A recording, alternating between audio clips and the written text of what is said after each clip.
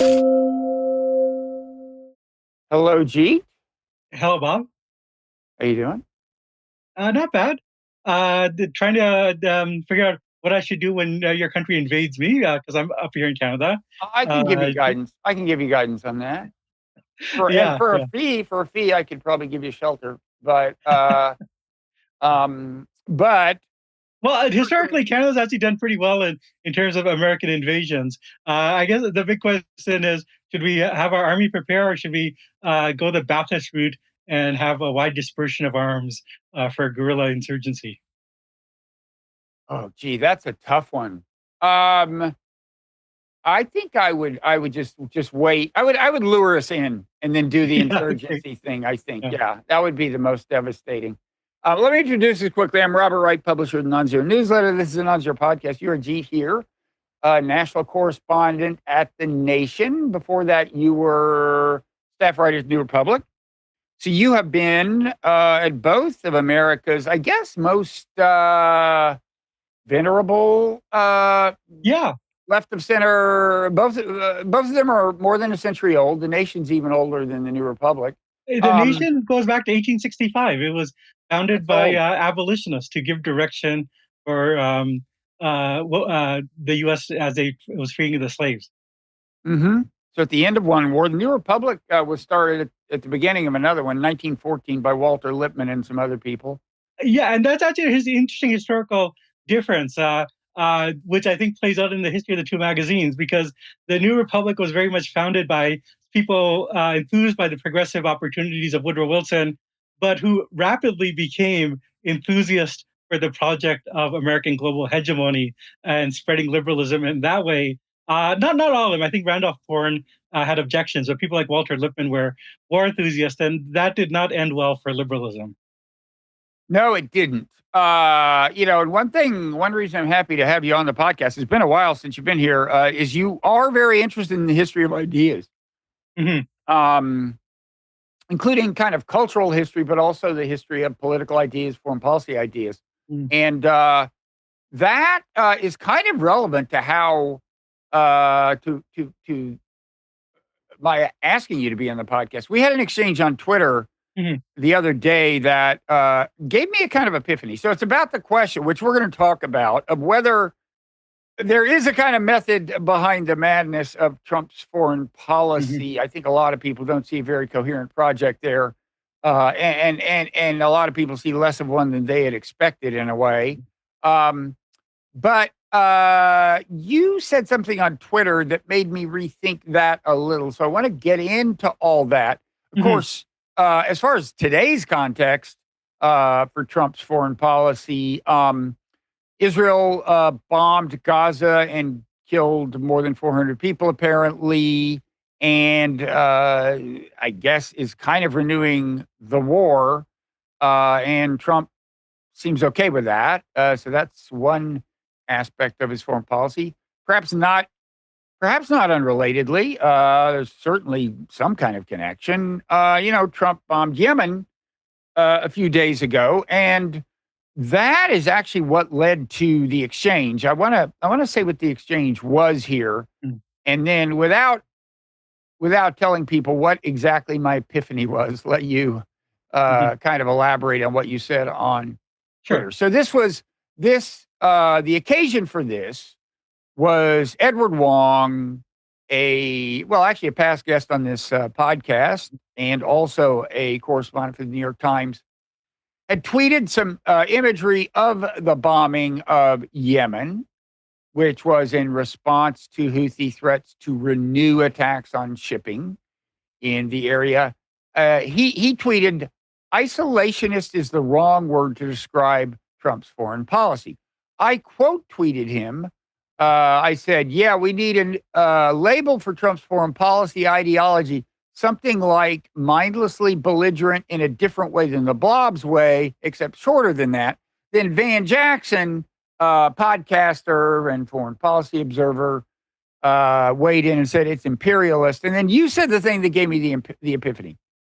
You said, "I'd refine it and say autarkic imperialism, autarkic." And of course, first thing I did is look up the word autarkic, but you obviously know what it means. So I'll let you take over from there. Start by telling us what that word means. You don't see it a lot.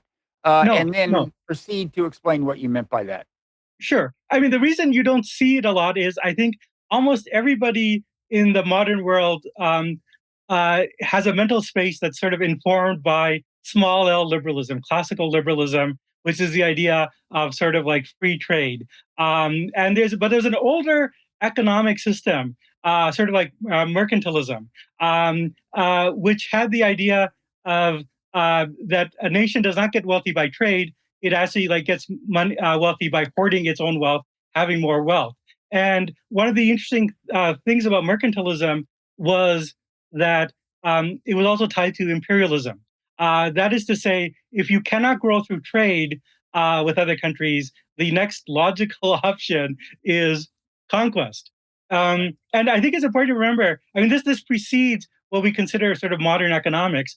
And someone like Adam Smith is sort of seen crudely as defender of free markets and free trade, but his position had a very important foreign policy component, which is that he believed that mercantilism was bad because it leads to imperialism. That these regimes that are like only trying to hoard wealth for themselves, not engage in trade, will be engaged in imperialist wars, as happened throughout the 18th century when Adam Smith was living. That was, this was the way the European countries they were trying to carve up empires throughout the world and also fighting each other. And so the Adam Smith's case for free trade was also a case for a more pacific foreign policy. That's to say, instead of fighting these other countries, let's trade with them, and that this will also make us less likely to want to fight wars with them. And one of the interesting things about Donald Trump is that he doesn't buy that, which is, I think, it's something that I think has like very wide credence across the political spectrum. And I would also mention, like, even like someone like Karl Marx basically accepted this. Marx believed in free trade for along these lines. But Trump really has a mercantilist view of wealth. And one sees this in the sense of, I think if you have a free trade view of wealth, wealth is exchange and it's systems. You're building relationships, you're building ties, you're building capital networks, and you're exchanging. Trump's view of wealth is very different. It is gold and oil. Like we were dumb to go in the Middle East, we didn't get the oil, right? And every time somebody wants to convince Trump to do a foreign policy intervention, they say, "Oh, there are minerals there." This actually goes back to like Afghanistan. This was how the Blob tried to convince Trump not to pull out of Afghanistan. They said, there's like rare minerals there. We better sign a deal to get the rare minerals. And that was a delaying action. And now Zelensky actually like tried the same thing with the idea that this is someone Trump fundamental mindset is wealth is in possession of these things. We have to go to Fort Knox, make sure our gold is there, right? It's not in these networks and relationships. And as so I think the two components of Trump's foreign policy, the trade wars and the desire to annex my country, Canada, and Greenland, and now I've apparently put the military on alert to go into Panama. I think those two components go together. If he sees trade as a net loss because he believes that in any business relationship, and I think this goes back to his practices as a businessman, frankly, it's not like mutual benefit for gain. It's a zero-sum game. Somebody gets the better deal and he screws the other person. And if the US is not doing well, it's because he's basically said Canada has screwed America, the EU has screwed America, so we don't want these. And so we don't want to have deals. We want to have, his basic goal is a kind of American autarky of, the United States is very interesting. It's one of the few countries in the world that can get away with autarkic economics. Because, if you're Canada or Finland, you need trade, right? If you're the United States, is a little bit more plausible, but even the United States needs other resources. It will need, Canada's water and and minerals. increasingly, its industrial base is not as diverse as it was probably 100 years ago. Yeah. But it is a kind of like a politics of nostalgia for for a type of economics that did actually exist. And I mean, we'd be very curious to know where Trump gets this from. Although I think I will argue that there has been a long subterranean tradition within the Republican Party that he inherited through his father that makes this plausible. But certainly, it is a return to like a world before international trade relations. And if you're talking about the modern world, that's really the world that came out of the Second World War, right? Like after the Second World War, the horrors of war, the Western countries under the leadership of the United States decided to build up trading networks and trading systems along that Adam Smith idea. This is a way towards creating more wealth for everyone and creating relationships and binding everyone together. And the predecessor of that, I mean, not to get into the fascism debate, but who wanted to actually have let's hold off on the fascism debate, but go ahead and finish the sentence. Yeah, I mean, it was the case. I mean, if you want an example of how trade and war go together, like Hitler and Mussolini both wanted their countries to be like autonomous, not dependent on the trading system, which they saw, not without reason, as being dominated by the British Empire. And they wanted to have as autonomous economic systems. But to do that, they also had to revert to a system of war to conquer Libya, to conquer, Eastern Europe. That's the kind of trade-off I see happening. Yeah. So, yeah, that kind of captures the epiphany I had. I mean, the word autarkic, it's almost hard to pronounce because we've spent so much time in the last couple of years saying autocratic, thanks partly to Joe Biden's foreign policy, and we'll get into that maybe later. But I mean, because of his emphasis on democracy versus autocracy. Yeah, so, I actually did look the word up to make sure I knew what it meant. And it means like self-sufficient. And the reason I say there's an epiphany is because, Trump, two things had been surprising about the foreign policy. First of all, the tariffs themselves weren't surprising, but how kind of comprehensive they seemed. He was just putting up huge walls and kind of backing off of some of it, but it wasn't nearly as surgical as I would have expected if his goal was to protect particular industries and have some kind of industrial policy. And it may eventually revert to that after something more like that, after all the bargaining's over. Who knows? But still, very high tariff walls. And then the other surprise was, I'm going to take Canada and Greenland maybe by force. And when I saw, thanks to your tweet, the concept of self-sufficiency in connection with the word empire, it hit me because, I didn't know about what Adam Smith exactly said about this, but I had long thought, like many other people, that one thing that facilitated the decline of empire is, a robustly kind of institutionalized system of free trade, which meant that it's actually whatever things you covet in another country, it's actually cheaper and easier to get them by just buying them than conquering the place, right? And I guess in a certain sense, maybe the cost of conquest grew as well. But in any event, I had long had that idea in my head. And then now I realize, well, the other side of the coin is, I guess, if you are going to cut off your own trade flows, which Trump seems to be doing, I guess naturally that arouses in you this idea that, well, you better make sure you've got the basics in the way of natural resources under your own direct control. So, hey, let's take Canada and Greenland. Yeah, it makes a certain kind of sense. Now, I should say, I still think Trump himself is driven on a day-to-day basis as much by adolescent instinct as by anything else. At the same time, it wouldn't surprise me if there are people in his administration, in the background, who really do see these two things as connected.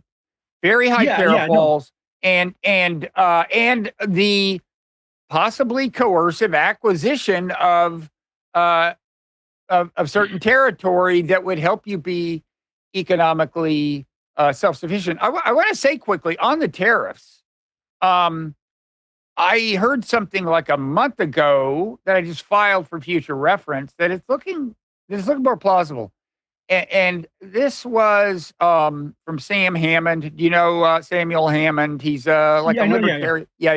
on Twitter. He's been on my podcast, but he said when people were first trying to make sense of how kind of extreme the tariffs were, he said it could be part of a strategy to weaken the dollar. He said there are people in the administration, and I think he included the Treasury Secretary, who have talked this way in the past. Like, yeah, super high tariffs, eventually they're going to weaken the dollar, and that's what we want because that increases demand for American products, further, reduces American demand for world products. And I just saw in the Wall Street Journal last week a piece not only saying the tariffs are starting to weaken the dollar, but saying there are people in the administration who are saying, yeah, that's part of the goal. So there you have that. No, I mean, it's a very curious thing, and I think this is something I wrestle with, which is that there are people, not Trump, who, as you say, is a kind of instinctive creature, going by animal instincts. But certainly there are smart foreign policy people around Trump. And what I wrestle with is the fact that many of them have a very similar analysis to the world that I do. And you might have the same issue as well. That's a warning sign, Jeet. I would reassess everything I'm doing if I were you. But no, I mean, in the sense of, like, you heard Marco Rubio talk about how, the age of the unipolar moment is over. We're in a more multipolar world, and the U.S. has to adapt to that. I mean, so it was a remarkable thing to hear an American Secretary of State say that, although it's true, because there's so much investment in the idea of American exceptionalism and as the, what's the alt-right term, the indispensable nation. And there are also people talking about de-dollarization, including Marco Rubio. Marco Rubio basically said, de-dollarization is going to happen, which is something the left has been saying for a long time. And so it's very curious that there's often the case that people around the Trump circle use some elements of the left critique of American foreign policy, although for ends that I want to be emphatic, I do not share. And it's a frustrating and interesting thing. And the same with the Russia policy as well, like, or the need to disengage from NATO and to, cut back. Basically to scale back the size of American empire in certain points, as against Joe Biden, who basically was adamant that they could fight a three-front war, like in Europe, in the Middle East, and in Asia. Like the Trump people are thinking about, like, you have to, there's cost benefits. You have to, like, actually weigh what you're capable of. So it's a little bit. I mean, it's interesting that they are attuned to certain realities in the world. Oh, sure. No, I mean, first of all, as far as de-dollarization, I take it you mean not just the weakening of the dollar per se, but the dollar ceasing to be at the center of the international financial system. Other currencies being used as a medium of exchange between big nations. And for some time, some of us have been saying, I mean, I don't know whether it's good or bad I don't know enough economics to know what my position is on whether you want to de-dollarize, but I've been saying, like, along with a lot of people, like, I don't think you can keep exploiting the centrality of the dollar to the international financial system for purposes of sanctioning every nation that looks at you the wrong way. I don't think you can keep that up forever without an alternative medium of exchange developing. That has started to do it. And now Rubio is, he's talking as if he wasn't a party to it very recent, as if he didn't support all these policies until he decided he wanted to be in the Trump administration. But no, I mean, you gotta admit, it's interesting that they're thinking about this reality in a way that I think that Biden, the liberal internationalists, were not. I mean, Biden, they're kind of assuming that, like, the status quo can be maintained forever. And I think one of the interesting differences is that the Trump and the people around him have a dynamic view of the world. They understand that the world is changing. Whereas I think that Biden and his people had a fundamentally restorationist view of the world. They thought that the world that existed from 1945 until 2016, we can go back to that. But there's a different part of the world that Trumpists want to restore, which is this American, a heartland. Well, first of all, certain conservative values of patriotism and so on, but also the idea of a strong industrial base and blue collar workers have jobs and all that. So Yeah. they both have their things they like to I think this restore. might be a good occasion for me to, and it might be a little bit like a history lecture or whatever, but I actually think I can lay out where Trump is coming from in a historical perspective that might be useful for viewers and for our Now, conversation. before you do that, let me just underscore what you said. I mean, there absolutely is some overlap between the Trumpist view of foreign policy and people left of center, like where you and I, broadly speaking, are on foreign policy. You know, the so-called restraint coalition or the restrainer coalition, as embodied in the Quincy Institute, for example, where you have people on both the left and the right who are very unhappy with the blob's foreign policy of kind of, a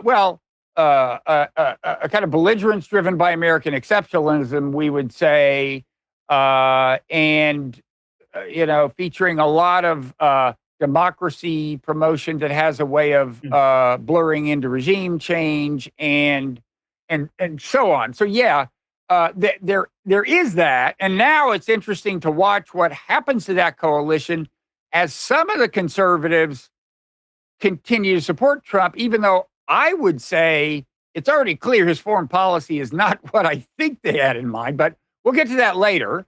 And in fact, I want to draw on what you're about to talk about to ask how much continuity there is between him and, first of all, what I think you're going to talk about, the kind of American first tradition in the 40s, 50s, but also Pat Buchanan conservatism that a lot of contemporary conservative restrainers identify with. Some of them work at the American Conservative magazine he founded and so on. So anyway, proceed with your history. Oh, yeah, no, there's a total there's a long continuity. And it actually goes back well before the 20th century. I mean, one thing you'll have noticed is that Trump is always praising McKinley. And saying McKinley was like, it was like nobody ever talks about McKinley anymore. Republicans talk about Theodore Roosevelt and Eisenhower and Reagan and Lincoln, but McKinley, had in the last decade of the 19th century, had that foreign policy of both high tariffs and also like expansion, like going into the Philippines, taking Hawaii, taking Puerto Rico. And that was at the sort of peak moment of imperialism when all the major Western powers were super imperialist. But I mean, the Republican foreign policy, going back to the origins of the Republican Party, has had this territorial expansionism, and in some ways, the Republican Party was born out of a question of territorial expansion, opposing the Democrat attempt to expand and into having slave states, but believing that once the issue of slavery, and one reason to clear up the issue of slavery was that this would make territorial expansion easy and moral and just, right? You don't have to worry that we're going to expand into Texas and then keep slavery and give slavery a new lease on life. So existentially, at the core of the Republican Party was this issue of terror. How do you do territorial expansion? And it's worth mentioning that Lincoln's Secretary of State Seward was the one who purchased Alaska. So you had the Republican coalition, the sort of a very important component of 19th century imperialism was the business class, and the business class believing that you have to expand the frontier to get new territory, new land, new markets, and McKinley being a kind of now forgotten figure, but being a core example of this, because he is the moment where they openly embrace imperialism, embrace the idea that it's America's duty to liberate Cuba, absorb Puerto Rico, Hawaii, to take stewardship of the Philippines, and tied with a free with very high tariffs and a turn away from Europe. Part of this policy is the Monroe Doctrine, which is the idea of the Western Hemisphere belongs to America, which is more aspirational, really, than policy in the 19th century. But McKinley tried to make it real and try to say, Britain can't interfere in Venezuela. That's the American territory. Now, the one exception, and I think this is a very interesting anomaly, is that one thing that Trump doesn't mention is that McKinley's worldview, territorial expansion, high tariffs, but also cheap labor, right? Like you gotta like, how are you gonna make up for catch up on it industrially? You gotta like let in all the immigrants, right? Like so that's one component that Trump has not picked up on. But that is a kind of Republican worldview. Conversely, the Democratic Party was much more about lower tariffs and was much more focused towards Europe. That America had duties and responsibilities in Europe and had to engage with Europe. The Republican, the historian Arthur Schlesinger kind of put it this way: that before the Cold War, the Atlantic was the Democratic Party ocean, and the Pacific was the Republican Party ocean. Right? The Republicans were like looking to expand east, to open the China market. The Democrats, partially because of their ties to Wall Street financiers, were very concerned with lowering tariffs and business ties with Europe. And our understanding of all this is clouded by the fact that a lot of the historians who have written about this have been liberals and have written about it in a polemical way of saying that the Democrats were internationalist and the Republicans were isolationist, and that isolationism was obviously the wrong policy because, America cannot be isolated. And Pearl Harbor proved that isolationism is wrong, right? So if that's the categories that you have, internationalism, isolationism, then isolationism, we have to understand, is a polemical term. It's a slur designed to discredit it. But I think that a more accurate way of thinking about it is that someone like Woodrow Wilson is very interested in treaties. He's also interested in democratic promotion, the idea more for the white nations at that point than the whole world. But he did want to have, have America promoting elections and democracies and national sovereignty throughout Europe. And the Republicans are very much a kind of business-oriented, where can we expand into the markets? It's in the Western Hemisphere and it's in Asia. And that's where they intervene. And they're now, obviously, coming into the Second World War, this becomes entangled with issues of, relationships with, American entry into the Second World War. And in some ways, Pearl Harbor was the perfect event for FDR because it solved the problem. That is to say, if you have a war in Asia and Japan is allied with Nazi Germany, and amazingly Hitler declares war on America, then you can have a consensus foreign policy because the Republicans are all on board with expanding into Asia. Like someone like Charles Lindbergh, he always wanted America to, create outposts of empire in Asia, right? So the Pearl Harbor moment created a consensus of global hegemony that America should be involved, be a two-front war nation, fight in Asia and fight in Europe. Now, having said that, after the Second World War, there's still very strong, lingering sentiments within the Republican Party that we don't want to be involved with Europe. One sees, and even going against sort of Cold War sentiments. So I've been reading and I suspect you'll probably read it at some point. Sam Tannenhouse, who I think is a friend of the show. He's a friend of mine. I haven't talked to him in a long time. He's been on once with me years ago. He's a very, very smart guy, and like you, a guy very interested in the history of ideas. So what should I read? Well, he has a book. His biography of William F. Buckley is finally going to come out. Oh, yeah. So it's going to come out in I believe the spring or the summer or fall. That's great. And in that biography, there's a couple of interesting points, which I think he does very smartly, which is that he starts the Buckley story not with the Cold War, but with the anti-New Deal, and especially the Buckley family, Buckley Sr. You had business ties in Mexico, and Venezuela, very much Western-oriented, didn't want to become involved in the European war. And Buckley, William F. Buckley, when he was a teenager, had his first yacht. And do you know what the name of that yacht was? I give up. Sweet Isolation. Because the family was, supported Lindbergh, and Buckley was like, wrote all these things like, how dare people accuse Lindbergh of being a fascist sympathizer? He's just a patriot asking real questions. And after like 1945, William F. Buckley Jr., the famous one, goes to Yale, is recruited by the CIA, and becomes an internationalist. But the father, Buckley Sr., is still like has those lingering unilateralist impulses and is a big supporter of Robert Taft, and really does not like believe that. The divide is over the Cold War. Like Buckley Jr. decides the Cold War justifies NATO, whereas Taft and Buckley Sr.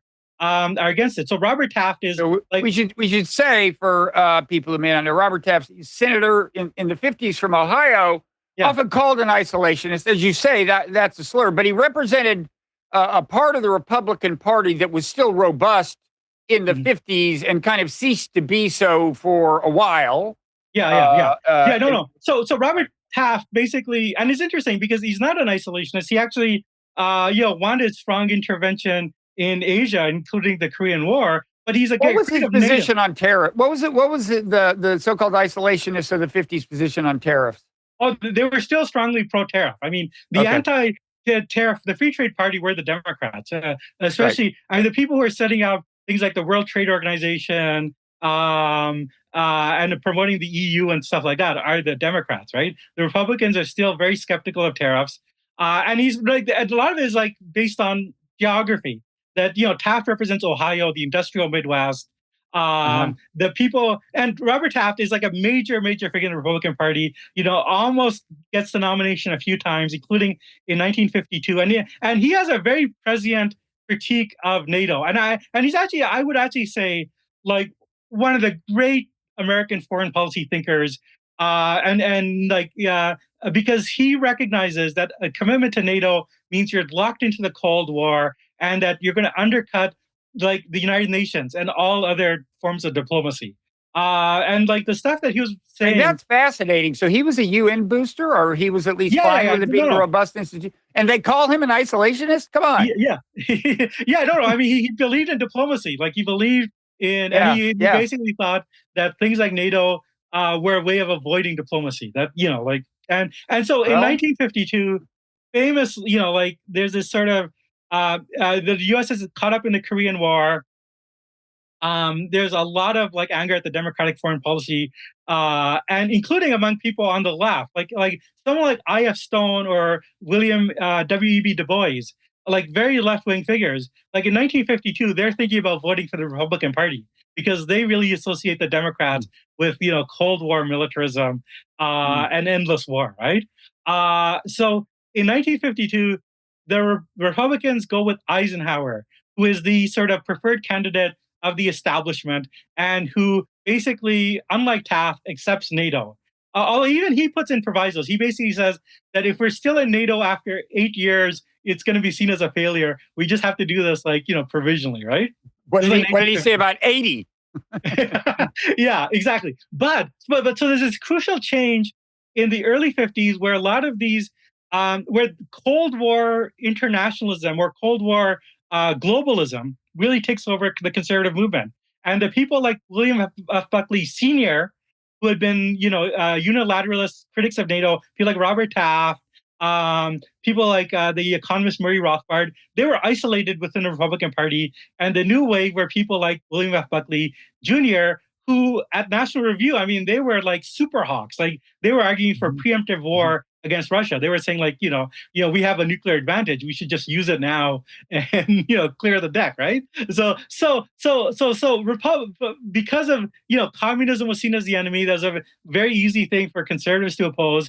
The conservative movement became bought into the sort of internationalism of the foreign policy and became the most hawkish element in American foreign policy, as opposed to relatively dovish critics of the Democrats. And that basic reality dominated until the 1980s. But what's interesting is that in the 1980s, with the sort of waning of the Cold War, this is even before the Berlin Wall fell, with like Reagan talking to Gorbachev, which is itself kind of interesting. People like you had a division in the Republican Party. which is very fateful.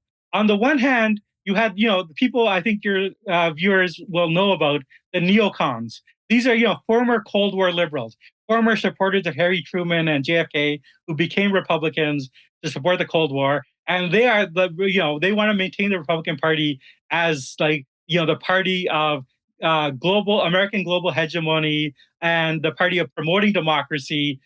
But there's another faction within abroad, that is democracy promotions of foreign policy. Yeah. And one should also mention, very concerned about maintaining American ties with Israel. Like that's a big concern with them.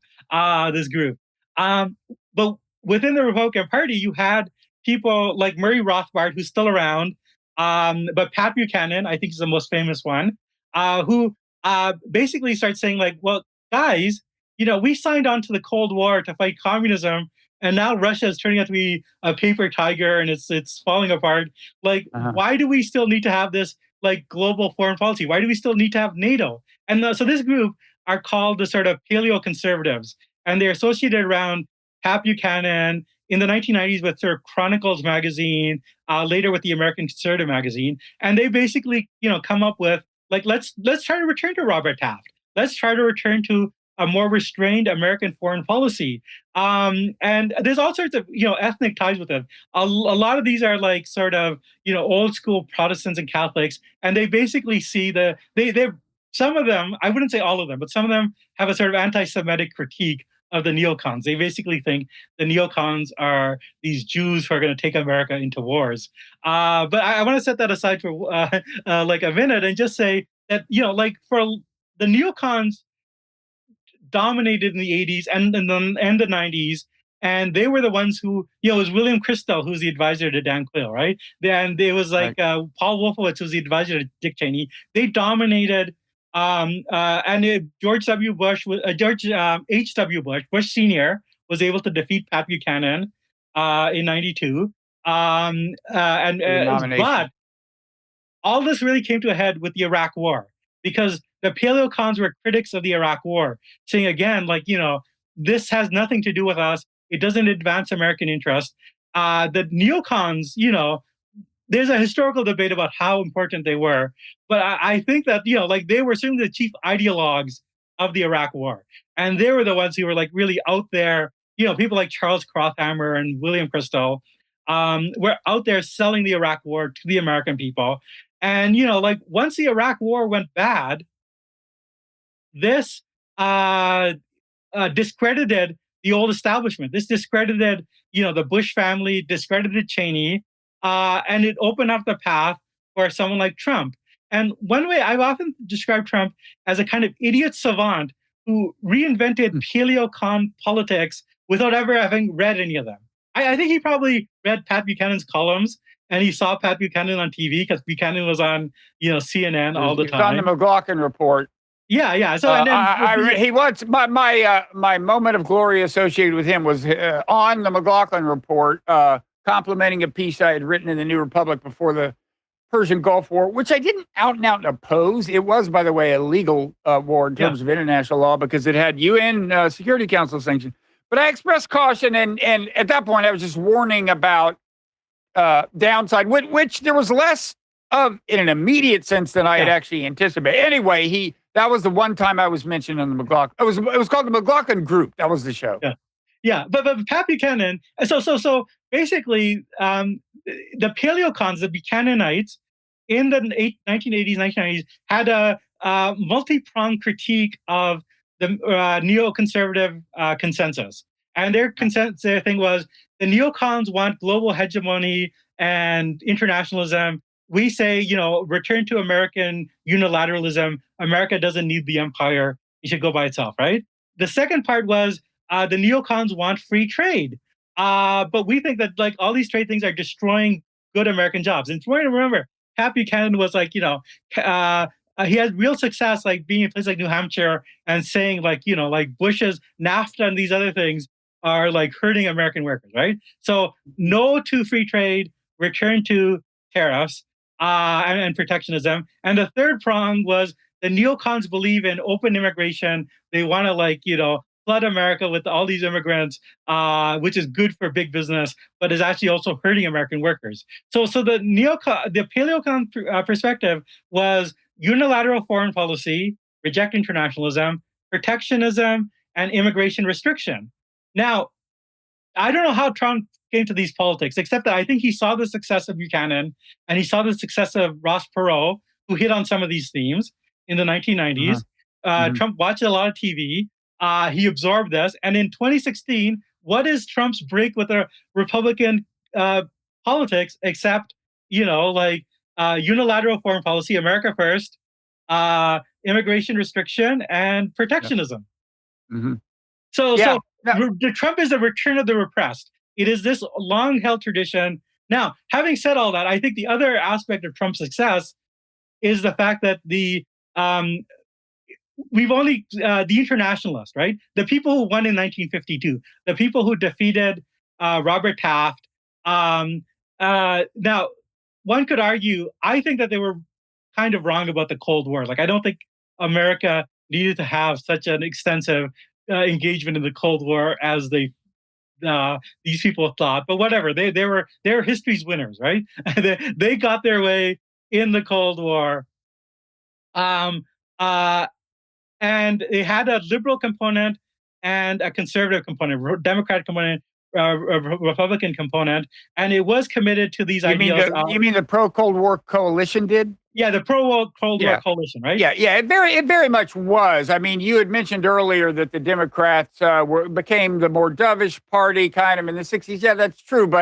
And it's true that the Vietnam War kind of disrupted the Cold War coalition to some extent, but it basically stayed intact. It was a bipartisan consensus pretty much until the end of the Cold War. Yeah. I mean, on a basic level, I think things like Vietnam and later in the 80s, the support for the Contras. I mean, there were flashpoints where there were points of disagreement, but broadly speaking, there was a kind of democratic Cold War. Let's call it, we call it now the blob, right? But it's a foreign policy consensus. And I think it goes beyond the Cold War because it outlasted the Cold War. Mm-hmm. And the basic consensus is American exceptionalism. America is the indispensable nation. It is the bulwark of keeping this planet together. And you need to have America heavy involvement in things like NATO, AUKUS in Asia. We need America supporting the World Trade Organization. You need without America, everything falls apart, right? That is the consensus. And that's what basically mainstream Republicans and mainstream Democrats believe. And I think Biden is a very interesting example of this because on the one hand, there were some attempts to adjust to the new reality, but basically he was an ancien regime restorationist. Biden, he actually is interestingly politically divided because he did come out opposing the Vietnam War, but then he quickly took weird. I mean, I take your point. Yeah, he's very much the kind of the Atlantic Council consensus and everything. Yeah. But, and I should say, actually, I mean, so we've reached a point of the show where, as you know, we do this public portion, that we have an overtime session, which is available to paid subscribers of the Nonzero newsletter. You've been kind enough to stick around. We encourage everyone to become a paid subscriber and support conversations exactly like this. Before we go into overtime, I mean, first of all, what I want to say, and I hope we get to this in overtime.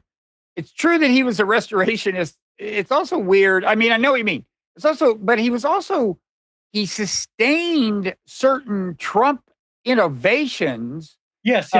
And deeper antagonism with Iran than Obama had championed, and with China. And so Biden is a weird combination of things. So I want to pursue that. Also, so the second part we will get into. Okay, but wait, we got to make we got to make the formal leap into overtime. But I also want to talk about how are the things Pat Buchanan would disapprove of about Trump. I have suspicions, but you know much more about Buchanan than I do. I want to ask, and then there's something you've talked about or written about, which is kind of the Middle East, the Israel exception, the Middle East exception. In other words, this idea of autarkic imperialism in principle accounts for a certain amount. It actually, I think, doesn't account for what we were discussing when the term came up, which is the bombing of Yemen and policy toward Israel, which is, I think, not unrelated to the bombing of Yemen. And so I want to talk about that and why that's an exception. And then if we have time, I want to ask you about the whole the vibe in Canada. Like, I think there are a lot of Americans who don't appreciate how pissed off some Canadians are, but you seem too kind of jolly in your affect to be. Oh, no. I can never go to Canadian. Yeah, there's a darker. I try to keep optimistic, but I mean, it is. I mean, the sort of Canadian anger and European anger is a very real thing. Okay, so we will see the dark side of Jeet Heer in overtime. Only paid subscribers get to see that. He's going to reveal his true feelings about the United States. And thanks everybody who's followed us this far. Hope you'll follow us into overtime.